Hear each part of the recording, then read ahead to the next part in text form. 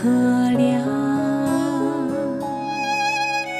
世间哀愁，无知无休，离散却别我泪已从头。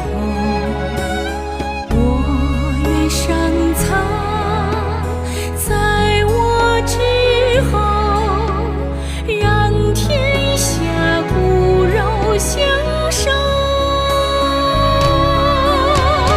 我心向往雨纷纷，爱恨如土风的安详。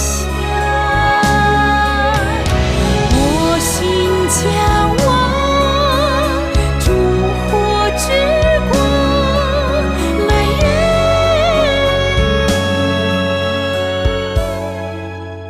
格外荒凉。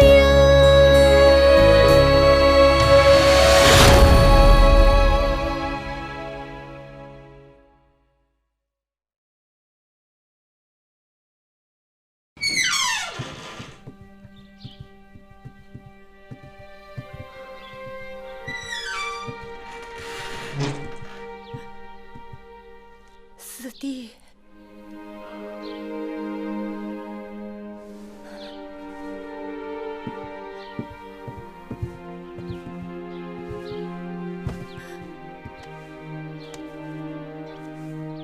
姐姐来了。姐姐，你笑什么？四弟，姐姐笑你当日，也是在这成明殿里，你把从膳房偷来的膏粉倒在自己的头上，扮作老翁。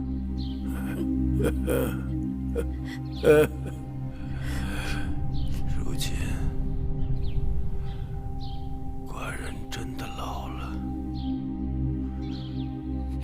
要携姐姐一步而去了。四弟，你别说这种傻话。不，寡人时日不多了，心中有一事未了。此事重大，想托付给姐姐呀。四弟，母亲，阿才，把帛书拿来。是。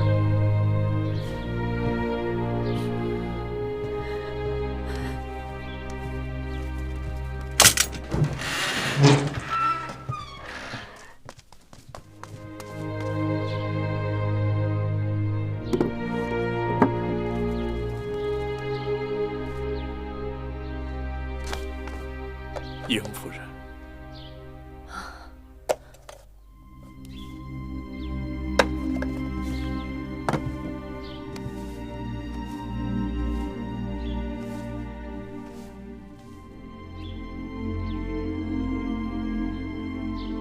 有些事，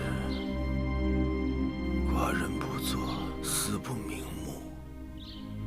眼下这事，只好托付于你。你这是何意呀？今日之事，有许多不得已，所以后果难料。因此，寡人必须有所准备。到时候，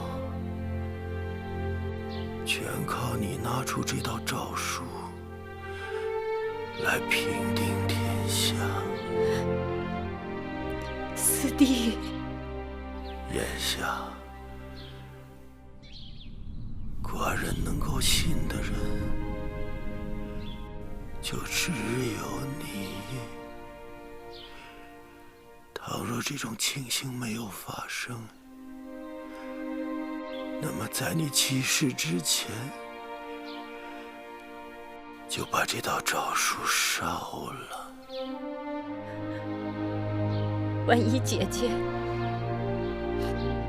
命薄短寿呢？四弟，四弟，四弟，那大秦就只好听天由命了。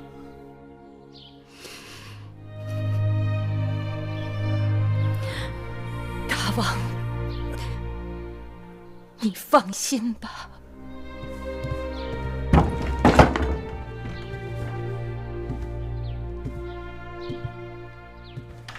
大王召见，诸卿大夫、各位公子、各位夫人觐见。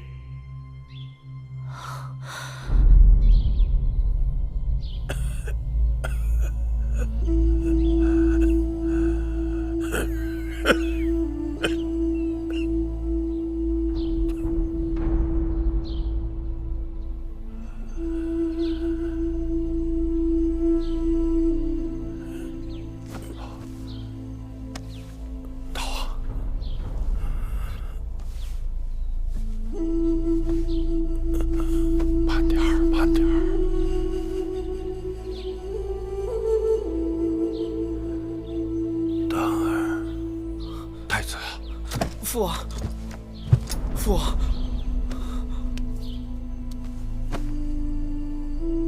长帝之话，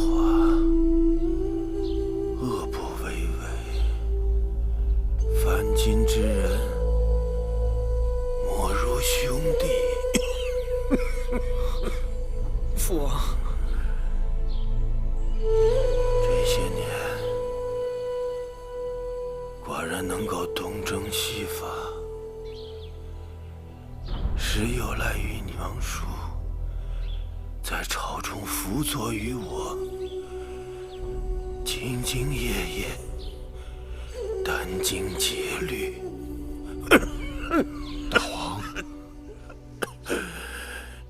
你将来作为大秦之主，所思所想，当一切为大秦江山之利。寡人兄弟不多，却能同心，而寡人给你留下10多个兄弟，你能用上几人？同心几人？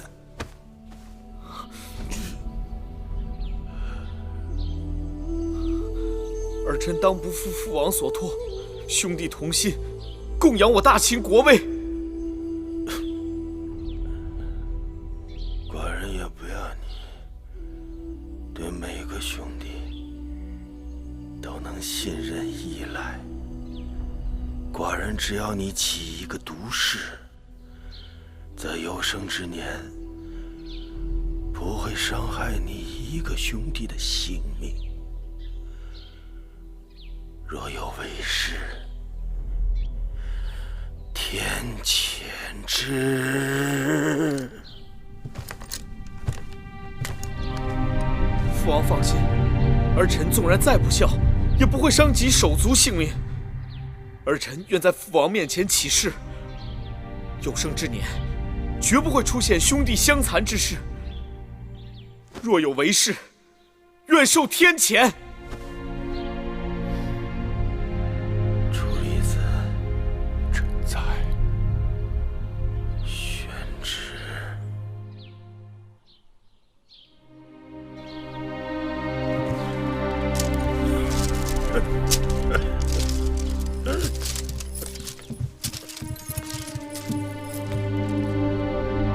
太子大，自天生德，孰达机务，继位为王。诸公子依旨就封，其母可随子前往封地。寡人把大秦托付给朱清了。臣遵旨。寡人累了，退下吧。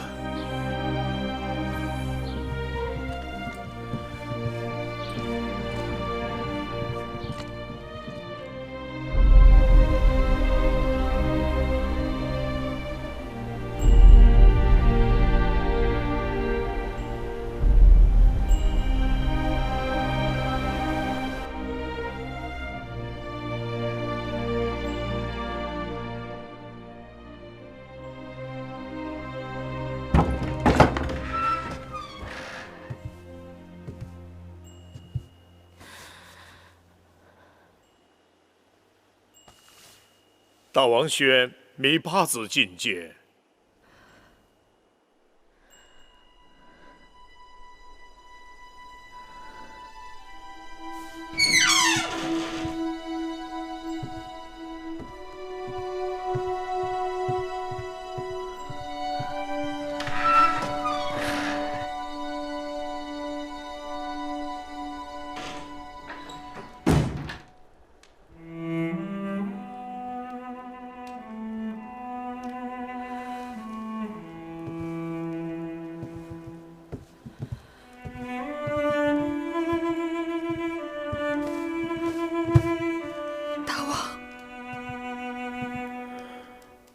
你靠前来。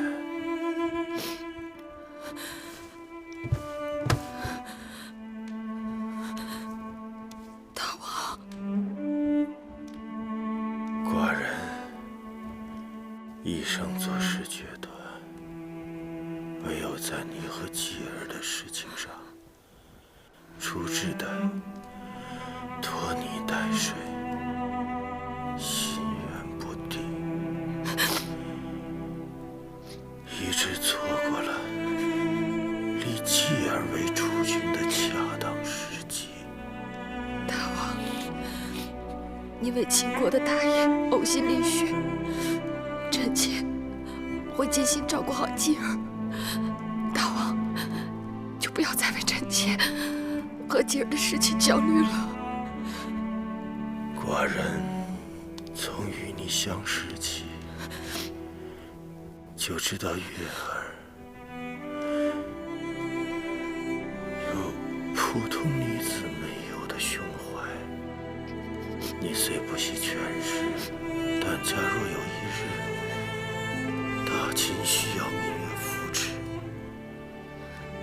你万万不可以再推辞。此刻寡人就要走了，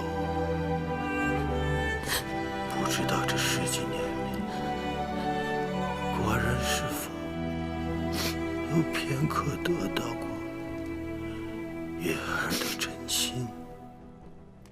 大王待月儿如父如兄，月儿与大王同心同德。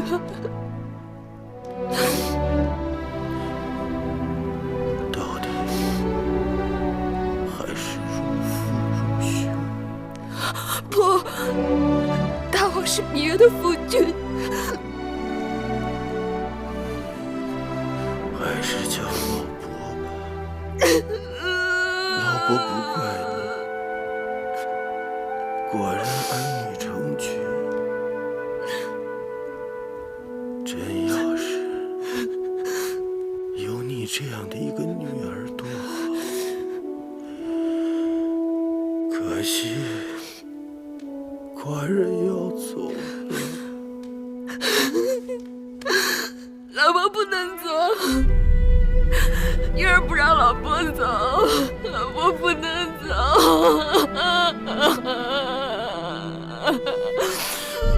寡人也割舍不下你和继儿，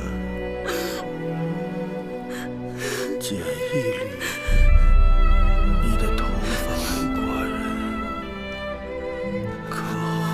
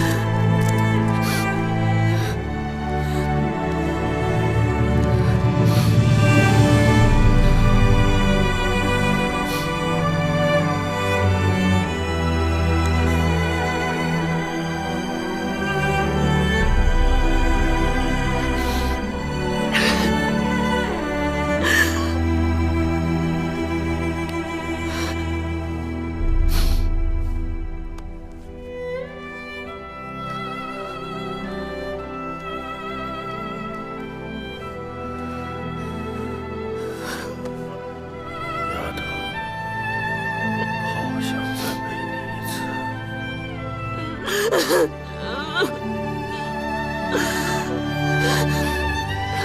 儿愿意等，等到阿伯病愈后。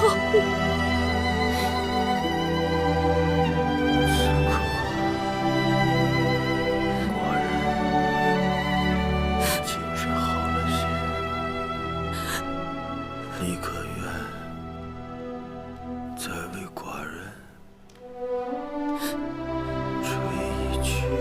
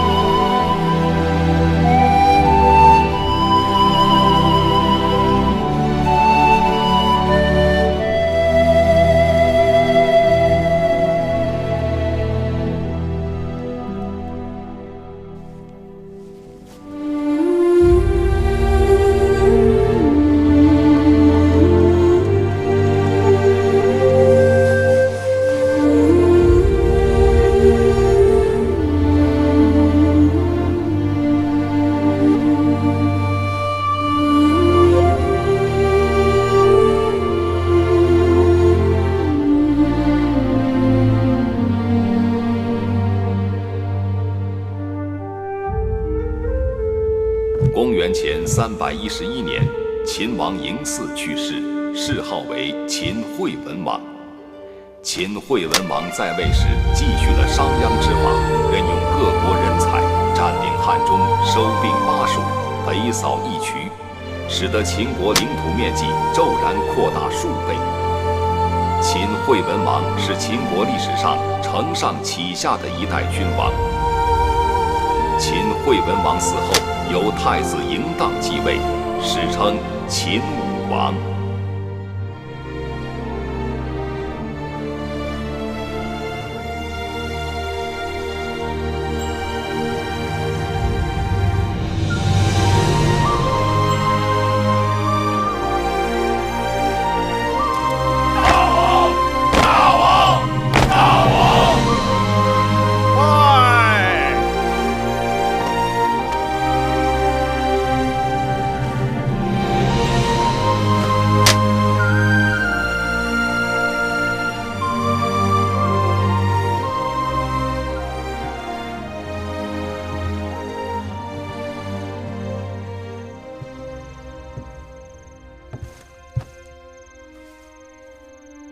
再有几日，新王就会依照先王的遗诏，分封宫里剩下的几位公子。不知继儿会被封到哪儿去？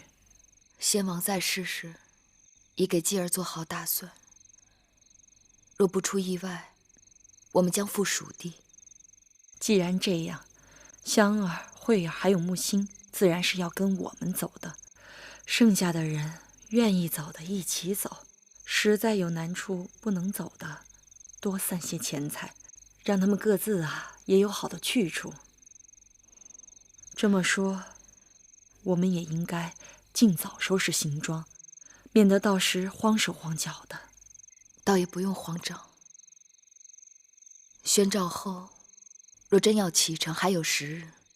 再说路途遥远，东西带多了反成累赘。蜀地那边有司马将军和萧然主持，就算缺了什么东西，到那儿再置办也来得及。这几日为了打理先王的后事，会后疲累很了，喝碗绿豆汤解解暑，一会儿早点歇息吧。我只不过勉强尽责罢了。先王死前，待我情义全无，如同路人。我和他，只剩下名分了。小的拜见惠后。说吧，什么事？小的禀报之事过于机密。此时此刻，在我这儿，什么事都算不上机密。惠后大于不知，先王临终前曾经让木间取了一样东西给他。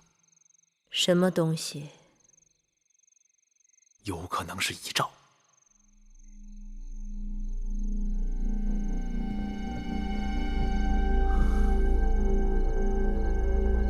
说吧。先王病重的时候，小的在承明殿跟着太子一旁侍奉，偶然看见先王临终前曾要木间去拿了一个专装诏书的木盒子。只是一个盒子。木间打开时，小的瞥了一眼，里面装的的确是帛书。什么内容？小的没有看到。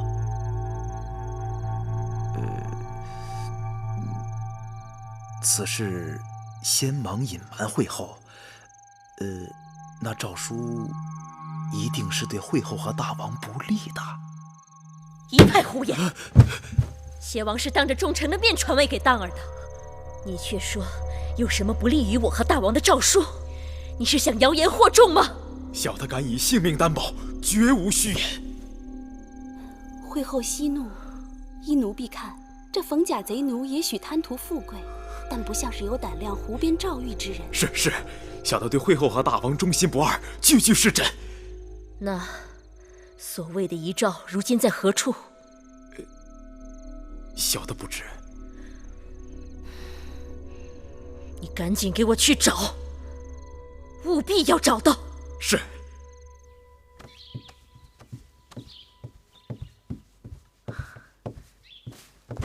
干爹，喝碗绿豆汤解解暑吧。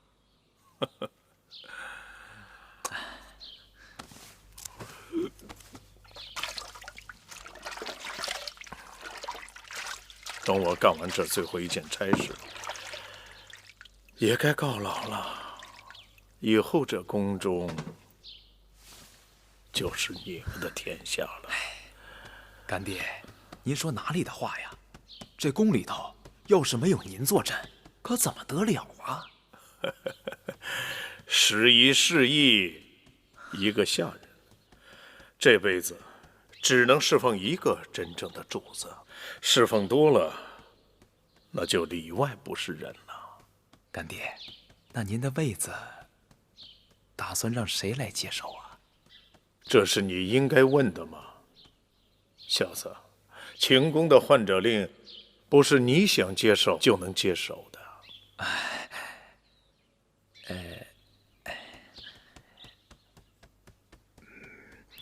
干爹，我听说先王曾经留下一份遗诏，您老可知啊？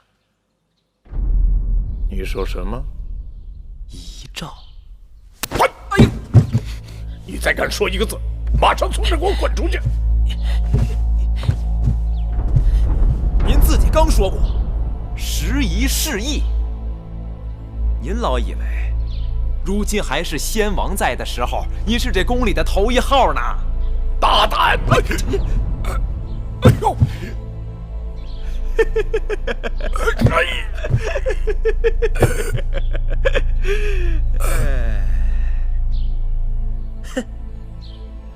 你跟你干爹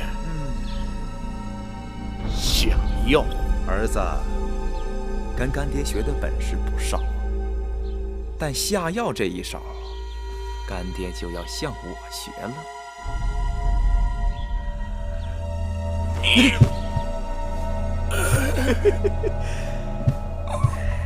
干爹别恼，小的若不用这一手，你还不得把儿子给打残喽啊！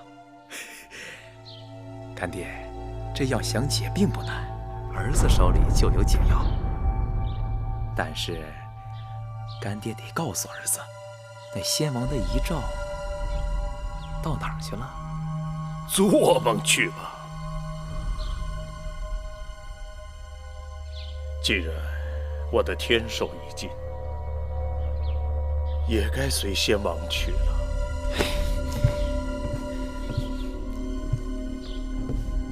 只要您告知那遗诏的去处，儿子必定好好打发您的后事。您辛苦一辈子了，若是能够陪葬惠陵，那是何等的风光！若是尸骨无存，野狼啃咬，那又是何等的凄惨呐！何况这秦宫9等18般刑罚，您也是烂熟于心的。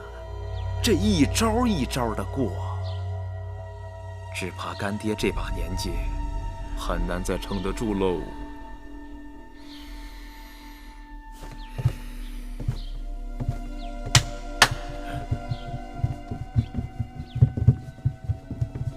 您还是说吧。哎呀！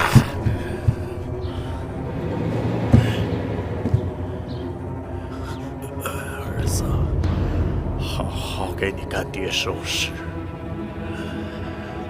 大王，老奴随你去了。哎！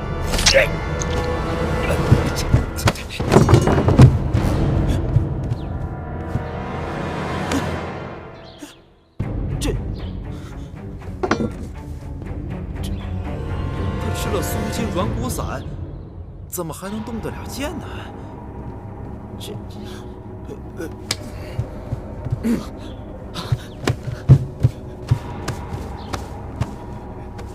师父，师父，师父！龙甲，你们混账的背主家奴！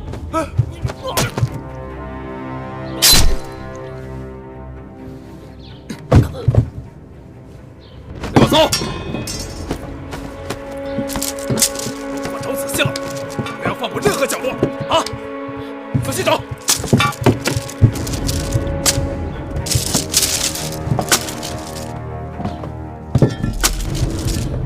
怎么样？小的拜见惠后。怎么样了？找到没有？还未曾找到。废物！求惠后放心，小的一定能够找到那样东西。先王让穆坚拿的诏书，定是交给了什么人？小的记得，先王单独召见的人只有嬴夫人和芈八子。哎，一定是芈八子，一定是芈八子拿了诏书。行了，都起来吧，不用找。那这诏书，呈诏的人要没了，这诏书还有用吗？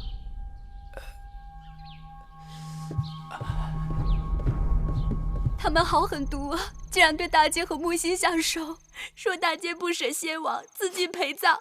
可木心呢？大家都看到他腹部有剑伤啊。眼下木心如何了？听说唐夫人看见木心还有一口气，就把他抬回长宁殿了。眼下生死不明。唐夫人平日胆子最小，却是个善人。你们可打听到了继儿的情形？公子季和其他公子一起还在灵堂里守灵。既然太子已经在大王面前发过毒誓了，眼下应当暂时无事。他们若想动继儿，只怕都不用太子动手，就会有一干讨好的小人自行动手。如今我是为你担心，只怕会后是恨死了你呀。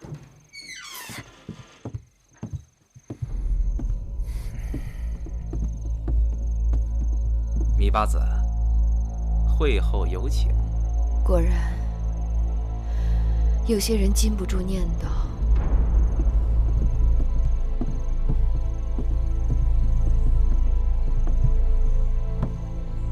会后，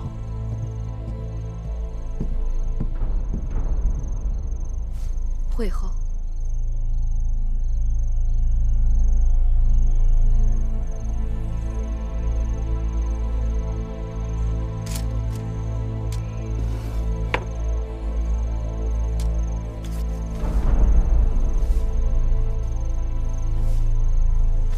这是先王的遗诏，封你儿子为蜀侯，并允许其母随他入蜀。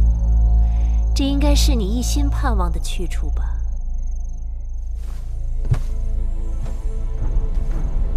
多谢先王，多谢会后。别谢我，先王为你打算的真是周到。可我不知你是否想要这道遗诏。会后何意？你若真想要，那就拿先王的另一道遗诏来换吧。还有一道遗诏？倘若我有，我何必要藏着掖着？先王又何必要封继儿为蜀侯呢？我也惶恐，怎么闹出两道遗诏？哪道是真，哪道是假？闹得宫中流言四起。我想，得有一个合适的人选，去先王那儿问个明白。既然先王在临终之前都对你割舍不下，还是你去一趟，较为稳妥。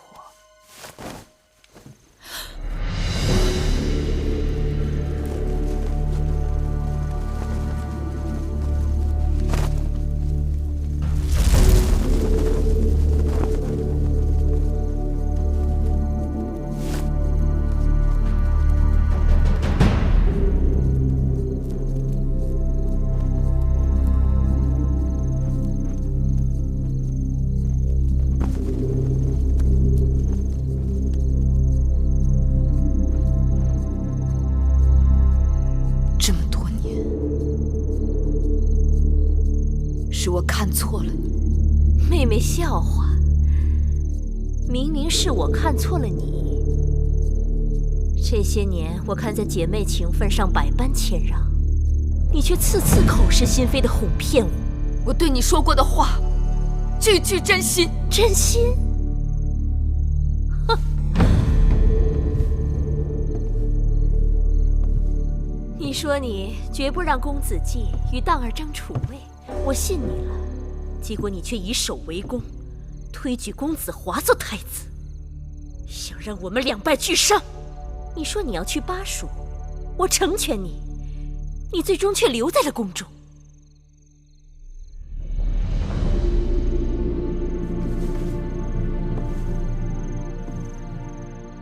我既入了秦宫，做主的是大王，并非是我。鬼话连篇！你还说过你绝不侍寝，到头来宫中争宠，谁人争得过你？你明明知道我当日侍寝是因为什么。皇爷来咸阳寻你，你本可以和他走，你为什么不走？还不是为了宫中的荣华，大王的恩宠，甚至什么？我是身不由己，你身不由己，可我却是生不如死。我曾以为我给了你幡然悔悟的机会，我此刻才知道，你毫无悔过之心，反而变本加厉。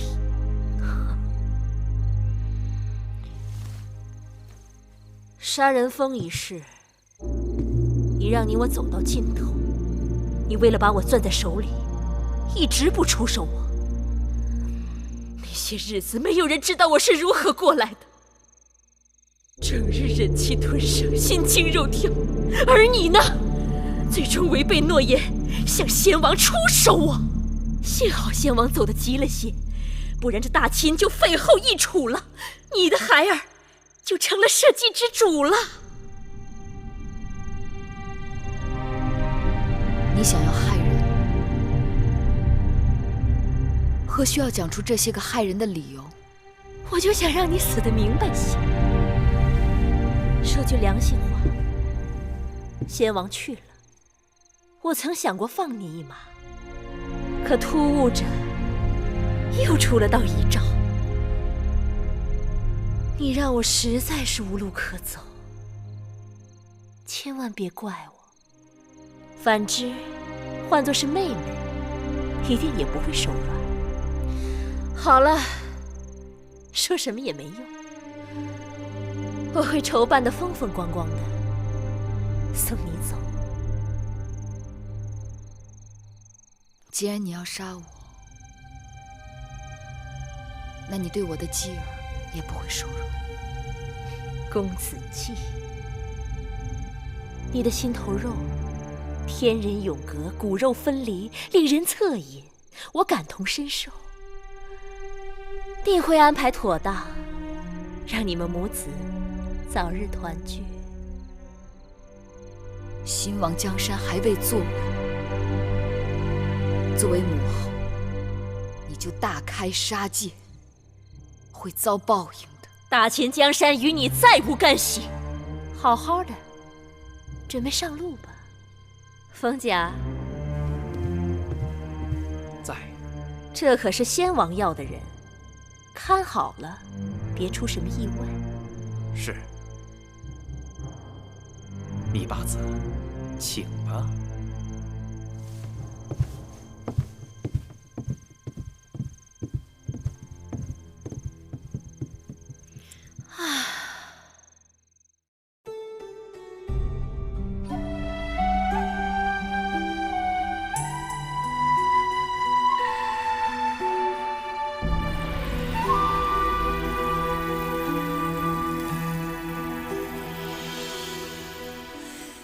繁星如许，明月如初，前尘往事从何起数？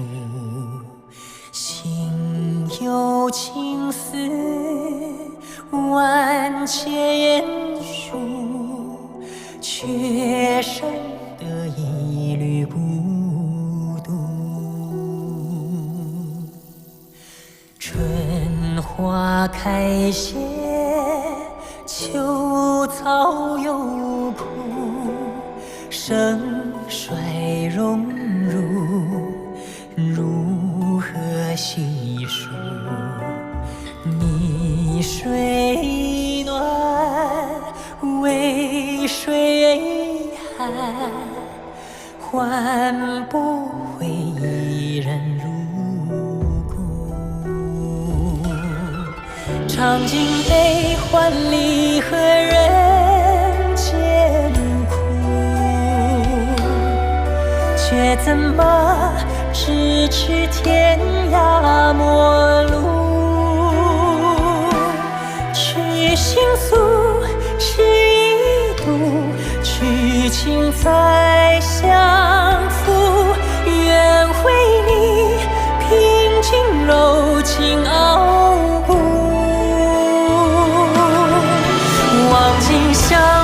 红颜凋零处，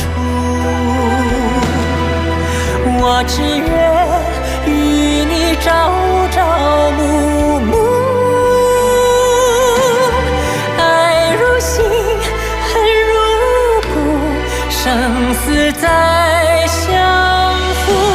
愿为你永生永世守护，愿为你永生永世